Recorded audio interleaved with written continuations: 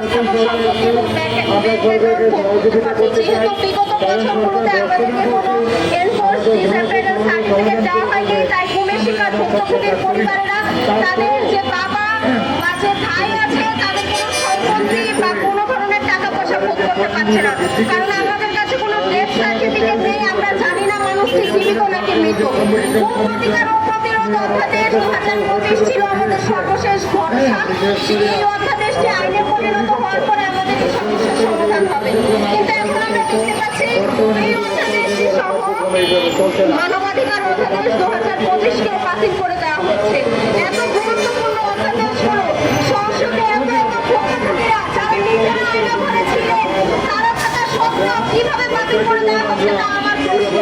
প্রধানমন্ত্রী, আপনি নিজে 17 বছর নিজের জন্মভূমিতে আসতে পারেননি, তাহলে কিভাবে আপনি আমাদের এই পরিবারদের অধ্যাদেশ মানবাধিকার অধ্যাদেশ বাতিল করে দিতে চাচ্ছেন?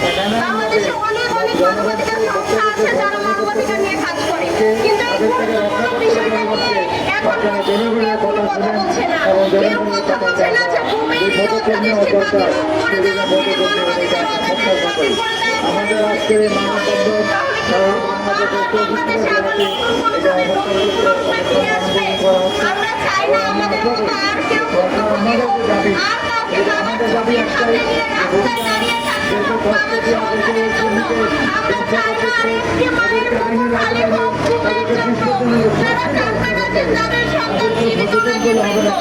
আমরা চাই অনতিবিলম্বে এই গুম প্রতিকার ও প্রতিরোধ অধ্যাদেশ 2025-কে যেন আইনে পরিণত করা হয়।